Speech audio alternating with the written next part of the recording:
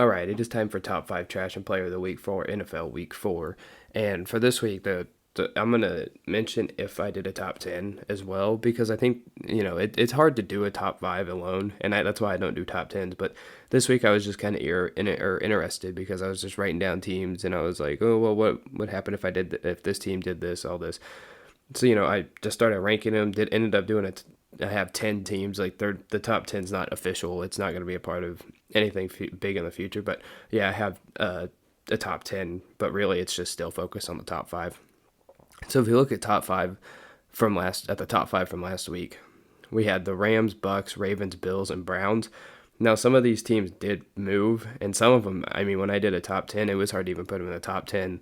And you'll see the Browns here in a second. So if I did a top 10 at number 10, it was a toss up for me between the Raiders and Browns because I don't think the Raiders honestly are a legit team. Like, I mean, they literally had home field advantage at the opponent's team or at the away game, and they still couldn't really get anything going that entire game. And then the Browns, Baker Mayfield hasn't honestly been very good to start the season, and then you have their defense was just fantastic in their run game, but I mean their quarterback to me is their liability. At 9 I would have the Chargers, 8 Cowboys. I feel like I'm ranking the Cowboys a little bit low, but that's no disrespect to them because I think these teams above them would probably beat them. 7 Chiefs, and then 6 Ravens. So let's get in the actual top 5. So at 5 I have the Rams, and I know I dropped them from 1 to 5, but hear me out. I still think they're the favorites in the NFC. I think their offense has too many weapons. It's very explosive. Like they've shown that they can be very explosive. I think their running backs are fantastic. They just played a divisional opponent in the Cardinals. Those games are tough. I don't think it was Cliff Kingsbury had never beaten the Rams, or he had never beaten Sean McVay. So the Cardinals came out just firing, wanting to win that game. And I mean, I still think they're very good. I think their defense has definitely not been very good. I mean, they have star power. Jalen Ramsey, Aaron Donald, Floyd. Like, their front seven, I think, is still really good. It's just their secondary, for some reason, lately has just been getting torched. And so, I mean, I still think the Rams are the NFC favorite, but after one bad game, I'm dropping them to 5, and I don't want to overreact and drop them any lower than that. Number 4, Buccaneers. Yeah, I mean, I dropped them from 2 to 4, but I still think they're a top team. Their secondary is injured to hell and back. It's hard to fault them for that. You can't. I mean, yes, they play bad, and they're secondary wise, but you can't run the ball on them, so that at least they can stop one aspect of the game. And they know they can stop the ball, so hopefully they can maybe drop more people in coverage with the when the opponents pass the ball and everything else. But I mean I don't want to drop them too low because especially for Tom Brady, he didn't play his best game, but it was a very emotional game for him back in New England. We didn't expect him to play bad. We honestly expect him to blow out the Patriots, and props to the Patriots for having a hell of a game plan against that. But I mean, I think it was just anomaly. It was one game. They won their game. They were without Gronk, and then, like I said, their defensive secondary is beat up, and so I think once they get healthy, and once Gronk comes back, their secondary gets their pieces back. I think they're going to be a very tough team to beat, in the NFC. And so I mean, it even could come down to the Rams, Buccaneers, and then at the number 3 team, we have the Packers. I don't count week 1. There's 2 games that everybody's been talking about that can be thrown away. The Bills Steelers game week 1, Packers Saints game week 1. Those games don't count. Like, these teams in already 3 weeks are not the teams they were in week 1, because the Packers, Aaron Rodgers, like, I was one of them that said in week 1 he didn't care. This dude cares. Like, he is balling out. I mean, if you look at the threats, and then if you look at the 3 offensive players that I have listed here, Aaron Jones, Randall Cobb, and Devontae Adams, that's not counting Alan Lazard, MVS. So, like, their skill players are very good. I mean, they've been playing damn good football. I mean, their defense has definitely stepped up. I mean, last week it was probably at the Steelers' own doing because their play calling sucks, but I mean, they made Big Ben look like he should have retired 5 years ago. I mean, really, he should have retired last year, if not the year before that. But I mean, the Packers have been playing all around fantastic football this year. And I mean, like these three teams I have listed, Packers, Bucks, Rams, this NFC. And then you'll see my number one team. The NFC is stacked.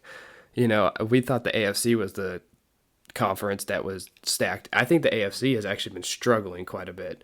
And now I don't know if that's just me, but I think the AFC has been struggling quite a bit. The Packers, you know, I didn't even have them in the top 10 last week. And then I realized, like, well, shoot. I mean, if I did a top 10, I probably wouldn't have them in 10. But and then I'm looking, I'm like, I mean, you know, Aaron Rodgers literally, I mean, getting Randall Cobb back seemed to make that dude go to the happiest place of his life. I mean, that dude is having a lot of fun playing football. At number 2, we have the Bills. The Bills have been dominant all season long. And again, their week 1 matchup against the Steelers literally does not count. I don't count it. Never existed. Erase it from the history books. I mean, Josh Allen, you know, I think he's looked, you know, pretty solid all year long.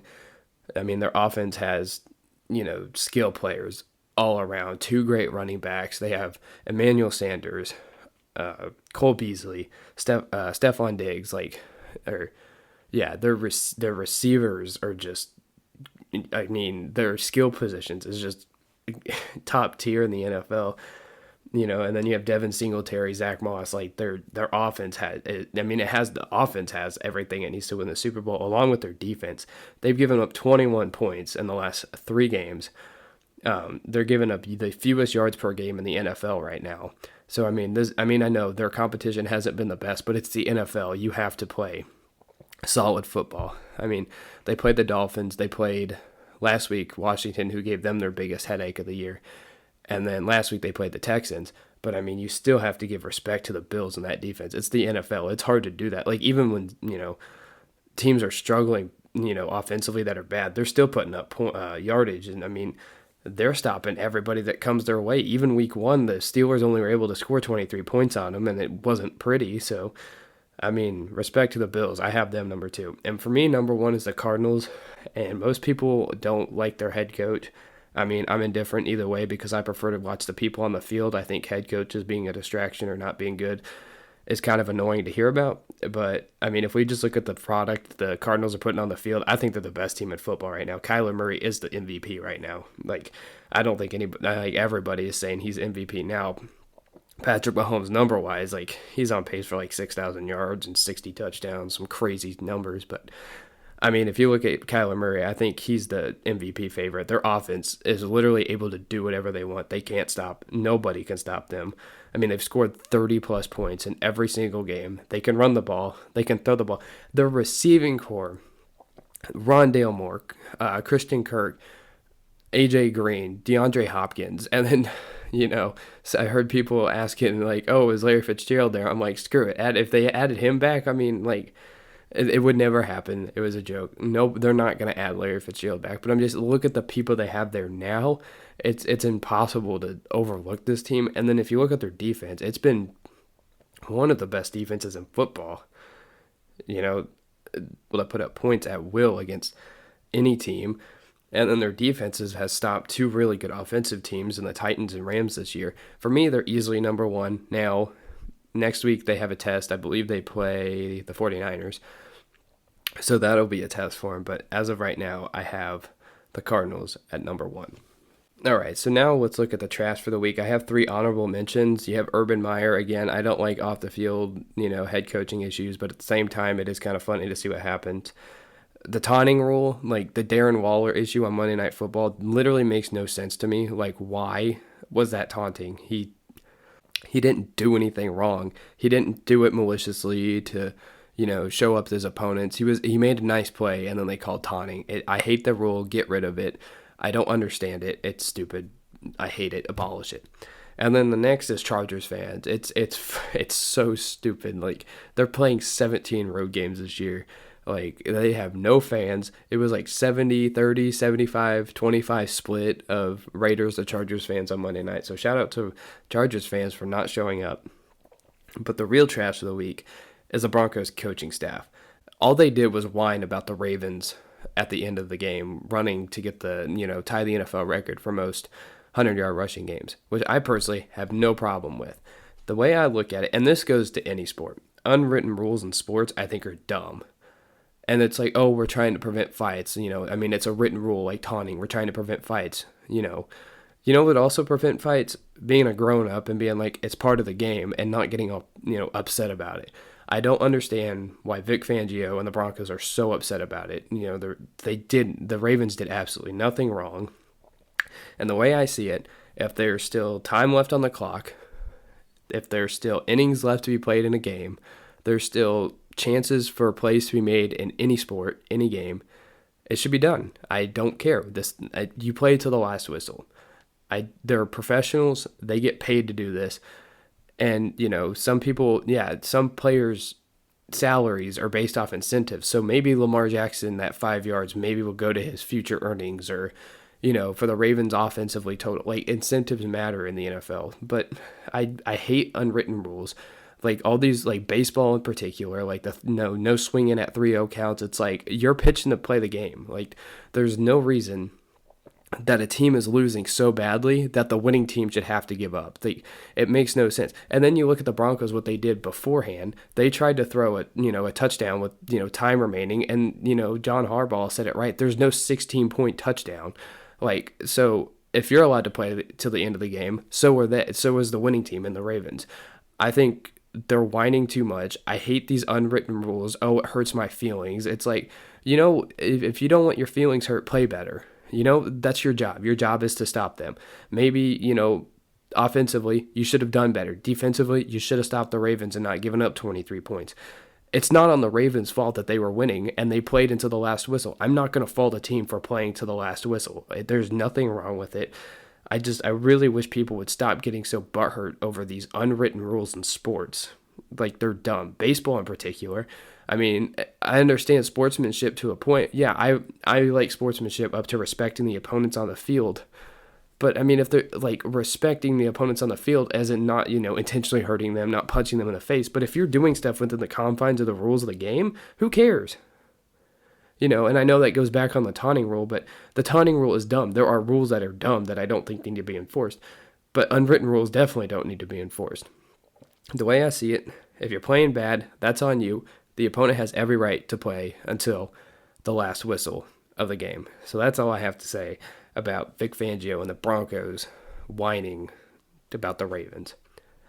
And then let's get on to the player of the week. And then for me, it's Tyreek Hill easily. He had 11 receptions, 186 yards, and 3 touchdowns, and nobody talked about it. Literally nobody talked about it.